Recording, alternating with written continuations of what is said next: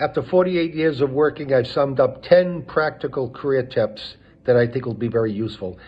Please listen to the last one. I think it's critical. Thank you. So, believe it or not, after 48 years of work, I retired this week. I think I'm going to get used to it pretty quickly. Fortunately, and I'm very grateful for this, I do have some consulting projects which will keep me busy for a while. So I was thinking, after 48 years, what are 10 things? 10 things practical lessons that I can convey about your career. Now there's hundreds, but I took a stab at picking 10 that I thought are relevant and very practical to think about for your career. And I want you to wait till the last one, number 10, because that to me is the most critical. It means everything, okay? So look, wait for the last one. Number one, after 48 years, what I've learned is your career path will not be a smooth, straight line. I wish it were. I wish it were that easy for me. But what you're going to find is there'll be many painful setbacks, closed doors, opportunities that you wanted that you didn't get. But you know what? All those setbacks and closed doors end up leading to something better. Things, in my experience, and I think in yours as well, things will always have a tendency to work out for the best. That bad job that you're in right now, it's going to lead you to a better job. You got to go through it. We all have to go through it. So it's like the stock market or the real estate market. Over the years, it's going to have its ups and downs, but in the end, it's higher than when you first got in. So it won't be a smooth, straight line. Expect that, and learn from all the painful experiences and celebrate the positive experiences, the successful experiences that happen. In the end, it all works out for the best. Number two, hard work. Period. Hard work. It all comes down to hard work. There was a book that came out a number of years ago by a man by the name of Jeffrey Colvin, and the book is titled "Talent is Overrated." Talent is overrated. Now, we would never say that, right? But the premise of the book, in which I believe, is it's hard work that leads to talent. When you see someone that's really good at something, they've worked hard to get there. I always like to joke that in my lifetime, the one thing that I was good at was sports, playing baseball, ice hockey, so forth. And I would hear positive things about me back in those days. But it came as a result of hundreds of thousands of repetitions. Now, if you did anything hundreds of thousands of times, you would come across as pretty talented. So, but the point was, I loved what I did. And those hundreds of thousands of repetitions every day, I enjoyed it. I reveled in it. So hard work. Can't get around that. Hard work leads to talent. Number three, this is a big one. If you're looking for a successful career, elevate your role.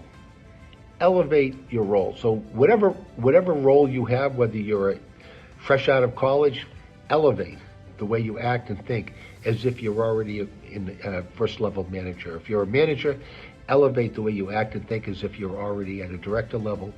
Or if you're a director, elevate the way you act and think as if you're a VP. People will notice that. We're all being watched. And so what are some techniques to elevate? Well, here's a couple practical ones. When you're in meetings, and even though it's not your turn to present, listen to your colleagues. And I guarantee what's amazing about listening, when you really listen and pay attention, it conjures up questions that you never would have had if you didn't listen. So listen and have the confidence, and that's a key word, confidence to ask questions in the spirit of collaboration, because you're showing that you care. You want to understand more, you're probing, so seeking to understand. And people will see that you're making an effort to understand beyond your particular job. And have confidence to ask questions. I was in a meeting one time, someone was talking about the ROI of this initiative, and I raised my hand. I said, "Can you explain more about ROI?" And you got to say it with confidence. And the guy looked at me and said, "Mike, it means return on investment." I said, "No, I understand that, but how are we going to measure ROI, the return on investment?" That became a more difficult question to answer. Another way to elevate is keep demonstrating a management mindset, not the employee mindset. If you keep demonstrating the employee mindset, taking breaks. People can't find you when they're calling you, or you know how many telecommute days you have left, how many you've taken, all that stuff. Those are things that aren't important to managers. They're just thinking about moving the organization forward. They don't think about telecommute. As a matter of fact, they prefer not to take telecommute days because when you're in the office, unexpected conversations happen, good conversations, and relationships are built. So develop that management mindset. All that put together helps enhance your executive presence. And that's a very powerful thing that, you're being watched in the company as a person of potential, or do you have potential? And one of the things they're going to look at is your presence, your executive or professional presence. Number 4, step up. Step up when no one else will. This is a big one. If you really pay attention, there's opportunities almost every day to step up and do things beyond your current role, beyond your KPIs or your job responsibilities. For example, help your manager, help take the load off your manager's back, manage that relationship. There's a saying, keep your boss's boss off your boss's back. I can do a whole video on the many opportunities I had to step up to do things when no one else will.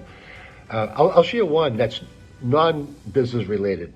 When I was going for my MBA at night for about three and a half years, when I was working full-time in my late 20s, I remember taking an operations management class, not my strong point, and 50% of the grade had to do with participation, engagement. I said, okay, I can control that one.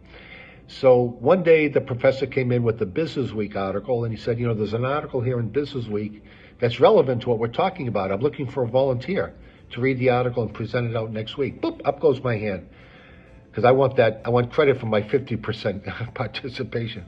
So I did it and made my presentation the following week. A couple of weeks later, he did the same thing. He came in with the Business Week article, Business Week magazine. He said, there's an article in here looking for a volunteer. This time I said, okay, I'll wait, give somebody else a chance. And nobody stepped up.